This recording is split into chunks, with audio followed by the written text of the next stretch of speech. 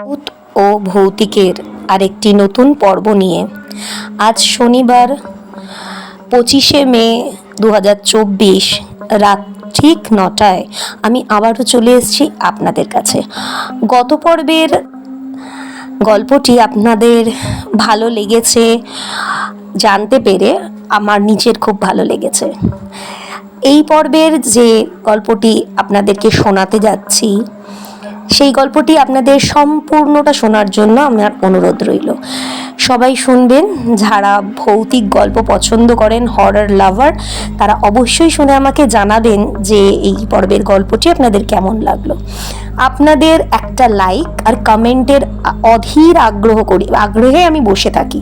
তো আমি চাই যে আপনারা প্রত্যেকে যারা যারা শুনবেন তারা সম্পূর্ণটা শুনবেন এবং শোনার পর অবশ্যই আমাকে জানাবেন যে পর্বগুলি আপনাদের কেমন লাগছে।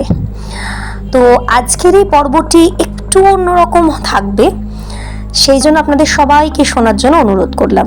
18 বয়স এবং তার ঊর্ধ্বে সবাই এটি শুনতে পারবেন। হেডফোনটি ইউজ করার জন্য আমার অনুরোধ রইল। শুরু করতে চলেছি আজকের আরেকটি নতুন পর্ব, প্ল্যানচেট। কথা ও কণ্ঠে আমি শ্বেতা সিনহা। বিজ্ঞান যেখানে শেষ, সেখান থেকে আরেকটি জগৎ শুরু হয়। তন্ত্রমন্ত্রের জগৎ, তুকতাকের জগৎ এবং অবৈজ্ঞানিক কিছু কার্যকলাপ যেগুলো সাধারণ মানুষের কিছুটা চোখের অগোচরে থাকে। কিছুটা মানুষ বিশ্বাস করে, বেশিটা মানুষ বিশ্বাস করে না। তো এইরকমই কিছু ঘটনা নিয়ে আজকের আমার এই গল্পটি। আপনাদেরকে সবাইকে অনুরোধ করছি, যারা শুনবেন তারা এটিকে শেয়ার করবেন যাতে অন্য আরও সবাই শুনতে পারে এবং জানতে পারে। বহুদিন আগে মৃত্যু হয়ে গেছে অপরাজিতার, কিন্তু মৃত্যুর পর তার ছোট্ট শিশুটি কখনোই মাকে এক মুহূর্তের জন্য ভুলতে পারেনি। প্রতি মুহূর্তেই মাকে খুঁজে চলেছে তার নিষ্পাপ দৃষ্টি। কোথাও যেন শিশুটির হাবভাবে বাড়ির লোকেদের মনে হতে থাকে যে অপরাজিতা হয়তো তাকে কোথাও একটা ঘিরে রয়েছে। ঠিক এইখান থেকেই একটি কাহিনীর সূত্রপাত হয়। নানান রকম কিছু অস্বাভাবিক আচরণ শিশুটির মধ্যে লক্ষ্য করা যায়। বাড়ির সবাই কিছু কিছু বিশ্বাস করলেও অপরাজিতার বর সেটিকে একমাত্র অবিশ্বাস করেন, আর সেই জন্যই সে তার সন্তানকে নানান রকম ডাক্তার দেখাতে শুরু করলেন। কিন্তু কিছুতেই বাচ্চাটি কিন্তু কোনোভাবেই সুস্থ হয়ে উঠছে না। ক্রমশ বাচ্চাটি যেন একটু অন্যরকমই হয়ে চলেছে। অবশেষে তার বাড়িতে আসেন তাদের এক গুরুদেব, এবং গুরুদেব বাড়িতে আসার পর শিশুটিকে দেখে তিনি জানান যে তার মায়ের এখনও ছায়া তার উপর রয়েছে এবং সে তাকে সবসময় ঘিরে রয়েছে, সবসময় তাকে আগলে রয়েছে। নানানভাবে চেষ্টা করে শিশুটিকে তার কাছে কাছে রাখতে। আর এই জন্যই যত দিন যাচ্ছে ততই বাচ্চার নানান রকম ভাবভাব অস্বাভাবিক হয়ে চলেছে। এর উপকার মানে কিসে এটা ঠিক হবে, এই নিয়ে নানান কথা বলতে বলতে তিনি এটি জানান যে প্রথমে আমাদের জানতে হবে যে আত্মাটি মানে অপরাজিতার আত্মাটি কি চায়। সেটা না জানা অবধি কোনোভাবেই বাচ্চাটিকে সুস্থ করা সম্ভব হবে না। এবং গুরুদেব তার একটি শিষ্যকে এটি দেখার জন্য বলেন। তিনি প্ল্যানচেট করে থাকেন, স্বভাবতই আত্মাদের সাথে তিনি যোগাযোগ স্থাপন করে থাকেন। আমরা সবাই জানি প্ল্যানচেট কিভাবে করে, মানে কি প্রক্রিয়া প্ল্যানচেটের। সবাই প্রক্রিয়াটি সম্পর্কে অবগত হলেও সবাই কিন্তু প্ল্যানচেট করতে পারে না। তার জন্য বিশেষ কিছু রীতিনীতি, বিশেষ কিছু সময় এবং বিশেষ কাউকে দরকার যার মাধ্যমে এবং যার অভিজ্ঞতা আছে। তো এইরকমই একটি ছাত্রকে গুরুদেব এর ভার দিয়েছিলেন। এবং একদিন তিনি বাড়িতে এলেন। সবটাই হয়ে চলেছিল অপরাজিতার স্বামীর অগোচরেই। কিন্তু প্ল্যানচেটের এই প্রক্রিয়াটিতে তার স্বামীকে প্রয়োজন ছিল, জানিয়েছিল সেই ভদ্রলোক।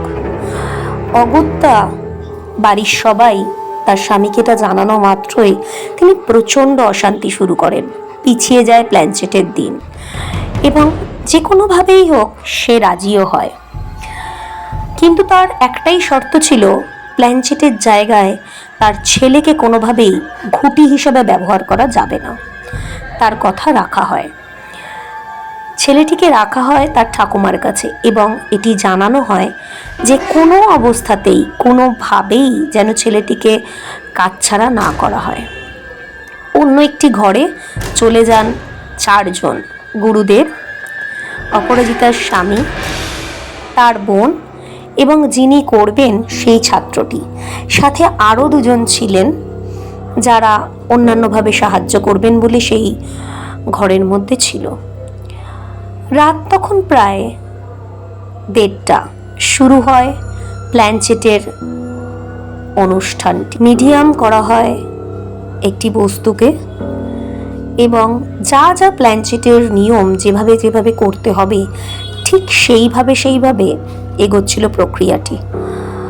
খুব ভালোভাবে প্রক্রিয়াটি ক্রমশ এগোচ্ছিল এবং হঠাৎই ঘরের মধ্যে চারিদিকে একটা সুন্দর গন্ধ ভরে উঠল। মোমবাতিটি যেটি জ্বালানো ছিল সেই মোমবাতিগুলি একের পর এক নিভতে শুরু করলো। হঠাৎই এই গন্ধটি অপরাজিতার স্বামীর খুব পরিচিত লাগলো এবং অনেক নিষেধ করা সত্ত্বেও সে তার চোখটি খুলে চেয়ারের ওপর উঠে দাঁড়িয়ে পড়ল। সঙ্গে সঙ্গে তাদেরও যে কনসেন্ট্রেশন ছিল সেটি নষ্ট হয়ে গেল। ঘরের মধ্যে অস্বাভাবিকভাবে একটা হইচই কাণ্ড শুরু হয়ে গেল।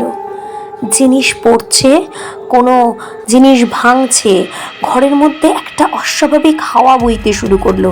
চারিদিক যেন তছনছ হয়ে যাওয়ার জোগাড়। গুরুদেব ইষ্টমন্ত্র জপ করতে শুরু করলেন এবং যিনি এই প্ল্যানচেট করবেন বলে এসেছিলেন তিনিও তার জপের মালাটি বার করে জপ করতে শুরু করলেন এবং বাকি 2 জন যারা ছিল তারা অপরাজিতার স্বামী এবং তার ননদকে সামলে ধরে রাখলেন। বেশ কিছুক্ষণ এইভাবে চলার পর হঠাৎ তাদের মধ্যে থেকে একজন অজ্ঞান হয়ে গেল এবং আস্তে আস্তে দেখা গেল চারিদিকটা স্তব্ধ হয়ে গেল। এরপর কি ঘটল, এরপর যে ঘটনাটি ঘটল সেটি বড়ই অদ্ভুত। প্ল্যানচেটের প্রক্রিয়াটি যে স্তর অবধি এগিয়েছিল তাতে অপরাজিতার আত্মা সেই জায়গায় চলে এসেছিল এবং সে তার মিডিয়াম যেটিকে করা হয়েছিল সেটির মধ্যে স্থির না থাকতে পেরে ঘরের মধ্যে ছটপট করতে শুরু করে এবং তারপর যে 2 ব্যক্তিকে সেখানে রাখা হয়েছিল সাহায্যের জন্য এরই একজনকে পেয়ে তার শরীরের ওপর কবজা করে নেয়। পরে তার জ্ঞান আসতে সে অদ্ভুত আচরণ শুরু করে এবং ঘরের মধ্যে সেই পরিচিত সুন্দর গন্ধ। অপরাজিতার স্বামী বলে, এই গন্ধটি আমার খুব পরিচিত। অপরাজিতা এই ধরনের একটি পারফিউম ইউজ করত এবং অপরাজিতা মারা যাওয়ার পর থেকে এই পারফিউমের গন্ধ কিন্তু আমি কোনোদিনও পাইনি। আজ এই প্রথম এই ঘরের চারিদিকে এই পারফিউমের গন্ধ। সেই ছেলেটিকে তখন ধরে রাখা যাচ্ছে না। মন্ত্রপ্রুত জল তার গায়ে ছিটিয়ে এবং তাকে কোনোভাবে একটু নিস্তেজ করে তাকে চেয়ারের সাথে শক্ত করে বেঁধে দেওয়া হয়েছিল। তার যখন জ্ঞান এলো সেই চেয়ারের বাঁধনগুলো যেন সে খুলে ফেলবে, তার এত প্রবল শক্তি শরীরে এবং সে চিৎকার করে শুধু তাকে মুক্তি দেওয়ার কথা বলতে লাগলো। বারবার সে চিৎকার করতে লাগলো এবং তার মুক্তি দেওয়ার কথা বলতে থাকলো। তাকে শান্ত করার জন্য গুরুদেব নানা প্রক্রিয়া শুরু করলেন। অবশেষে সে একটু ধাতস্থ হতে তাকে সেই প্ল্যানচেট বিশেষজ্ঞ ভদ্রলোক জিজ্ঞাসা করলেন যে সে কেন এখানে আছে, সে কি চায়। তাকে কিভাবে মুক্তি দেওয়া যেতে পারে। তখন সে জানায় যে তার একমাত্র মায়া তার সন্তান। সে তার সন্তানকে কিছুতেই ছেড়ে যেতে পারছে না, তাই জন্য দীর্ঘ 3 বছর ধরে সে কষ্ট পেয়ে চলেছে। কারণ এই জগতে তাদের থাকতে প্রচণ্ড কষ্ট হয় এবং তাদের এই কষ্ট তারা কাউকে বুঝিয়ে উঠতে পারে না। তাদের কোনো শরীর না পাওয়া, কোনো শরীরের ভেতর প্রবেশ না করতে পারার একটা অস্বাভাবিক যন্ত্রণা তাদেরকে বারবার এপাশ থেকে ওপাশ ছুটিয়ে নিয়ে বেড়ায়। সে মুক্তি চায়, কিন্তু সে আরও চায় তার সন্তানকে তার সাথে নিয়ে যেতে। এটা শোনার পর তার বর আঁতকে ওঠে এবং সে আঁতকে উঠে বলে, না না না, কোনোভাবেই তা সম্ভব নয়। সন্তানকে নিয়ে যাবে মানে? কোনোভাবেই তা সম্ভব নয়। গুরুদেব তাকে শান্ত করে বসতে বলেন এবং সে জিজ্ঞাসা করে যে কি করলে সে মুক্তি লাভ করবে। আর সে তাকে এটাও বোঝানোর চেষ্টা করে যে তার সন্তান পৃথিবীতে এখনো জীবিত। তাকে যদি তাকে নিয়ে যেতে হয়, তাকে তো শেষ করে ফেলতে হয়, এবং সেটা একটা মা হিসেবে কি সে চায়? তখন সে শান্ত হয়ে যায় এবং কোনো রকমভাবে কোনো প্রত্যুত্তর করে না। গুরুদেব তখন তাকে জানায় যে তাকে মুক্তি দেওয়া হবে এবং মুক্তির জন্য প্রক্রিয়া শুরু করা হবে। তারপরে যথারীতি নানান রকম প্রক্রিয়া গুরুদেব শুরু করেন এবং ধীরে ধীরে অপরাজিতার চিৎকার, তার সমস্ত শরীরের জ্বালা সেই ছেলেটির মধ্যে দিয়ে প্রকাশ পেতে থাকে। সবাই প্রত্যক্ষ করে যে একটি আত্মা এই পৃথিবীতে কতটা কষ্টে থাকে যখন তার পৃথিবীর মায়া ত্যাগ করে চলে যাওয়ার কথা। এই পৃথিবী তার কাছে অসহনীয় হয়ে ওঠে, কিন্তু কিছু কিছু মায়ার কাছে তারা আটকে যায়, পৃথিবীর বাইরে তারা যেতে পারে না। ধীরে ধীরে প্রক্রিয়া সম্পন্ন হতে হতে হতে হতে দেখা যায় ছেলেটি অজ্ঞান হয়ে যায় এবং সারা ঘরে যেন একটা শান্তির বাতাবরণ বিরাজ করে। আর সেই পারফিউমের গন্ধ, যেটা এতক্ষণ ঘরময় মম করছিল, সেই গন্ধটাও যেন কোথাও একটা উধাও হয়ে যায় এক নিমেষে। গুরুদেব জানান যে অপরাজিতার অতৃপ্ত আত্মা মুক্ত হয়েছে। সে আরও জানান, আশা করি এরপর আর কোনো অসুবিধা হওয়ার কথা নয়, এবং ছেলেটি ও অপরাজিতার স্বামীর জন্য 2টি কবচ সে বানিয়ে রেখে দেন এবং তাদেরকে পরিয়ে দেন। এরপর দীর্ঘ 6 মাস কেটে গেছে। বাচ্চাটির মধ্যে আর কোনো অস্বাভাবিকতা লক্ষ্য করা যায়নি। বাচ্চাটি দিব্যি এখন ভালোই আছে, কিন্তু কোথাও যেন অপরাজিতার স্বামীর মধ্যে সেই রাতের প্রতিটা মুহূর্ত, অপরাজিতার সেই পারফিউমের গন্ধ এখনো যেন তার নাকে, তার স্মৃতিতে ভেসে বেড়ায়। অপরাজিতার ছেলে সেই অস্বাভাবিকতা থেকে মুক্তি পেল, তার স্বামী যেন অস্বাভাবিকভাবে সেই জায়গায় আবদ্ধ হয়ে রয়েছে। যদিও অপরাজিতা, সে কিন্তু মুক্তি লাভ করেছিল। মা খুব ছোট্ট একটা শব্দ, কিন্তু এর অর্থ যে বিরাট বড়, সেটা সংসারে অনেকে জেনেও অজানা হয়ে থাকে। আজ একটা মা তার অসুস্থতার কারণে মৃত্যুবরণ করলেও তার সন্তানকে সে এক মুহূর্তের জন্য ছেড়ে যেতে পারে না। বলা হয় যে মৃত্যুর পর আত্মারই পৃথিবীতে থাকা তার মৃত্যু যন্ত্রণার থেকেও বড় একটা কষ্ট, কিন্তু মায়ায় আবদ্ধ হয়ে সেই মা দীর্ঘ 3টে বছর ধরে শুধু তার সন্তানের জন্য এই কষ্ট সহ্য করে চলেছিলেন। অবশেষে তার মুক্তি হয়। হয়তো কোথাও কোনোখানে সে তার সন্তানকে দেখে খুশি হচ্ছে, আশীর্বাদ করছেন।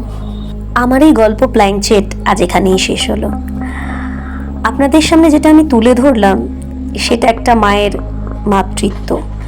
সত্যি বোধহয় মায়েরা চাইলেই সন্তানকে ছেড়ে যেতে পারে না। সন্তান খারাপ হলেও হয়তো মায়েরা খারাপ হতে পারে না। কিন্তু আপনাদের একটা কথা জানিয়ে রাখা ভালো, এই প্ল্যাঙ্কচেট প্রক্রিয়াটি খুবই ভয়ানক একটি প্রক্রিয়া। এই প্ল্যানচেটের মাধ্যমে সেই সব মানুষদের আমরা স্মরণ করি এবং ডেকে নিয়ে আসি যাদের কিনা পৃথিবীর মায়া অনেককাল আগেই ত্যাগ করেছেন তারা। আজকালকার দিনে বহু মানুষ এই প্ল্যানচেট নিয়ে মজা ইয়ার্কি এইসব করে থাকেন, কিন্তু আমি জানাবো, ওই যে প্রথমেই বলেছিলাম বিজ্ঞান যেখানে শেষ সেইখান থেকে এই সবের শুরু। অতএব এই প্ল্যানচেট কেউ মজা করেও করতে যাবেন না। তারা হয়তো আসে না, কিন্তু কোনোভাবে যদি তারা একবার চলে আসে তাহলে কিন্তু এর ফল মৃত্যু অবধি হতে পারে। এমনই কিছু ঘটনাও রয়েছে যেগুলো সত্যই ঘটেছে, যার জন্য কখনো এই সব জিনিস নিয়ে ছেলেখেলা করা উচিত নয়। আমি আমার এই ভূত ভৌতিকের শেষে প্রতিবারই আপনাদের একটা কথা বলি, ঈশ্বর যদি থেকে থাকেন তার বিপরীতে প্রেতও রয়েছে, আর সেই কারণেই সদা সতর্ক থাকা উচিত আপনাদের। প্রেত নিয়ে ছেলেখেলা করা একদমই উচিত নয়। প্রেত তাদের জগতে তারা ভালো থাকে এবং তাদেরকে নিয়ে ছেলেখেলা করলে সেটা জীবন হানি অবধি করতে পারে। আপনাদের এই গল্পটি আজকে কেমন লাগলো জানাবেন। ভালো লাগলে লাইক কমেন্ট শেয়ার কিন্তু চাই, প্রচুর প্রচুর শেয়ার চাই, আর কমেন্ট কিন্তু অবশ্যই করবেন, জানাবেন কেমন লাগলো। আপনাদের কমেন্টের অপেক্ষায় অধীর আগ্রহে আমি অপেক্ষা করে রইলাম। দেখা হবে পরের আরেকটা গল্পে, আরেকটা সুন্দর গল্প নিয়ে আপনাদের সামনে আবার শনিবার আমি আসবো ভূত ও ভৌতিক নিয়ে। তাহলে আজকে চলি।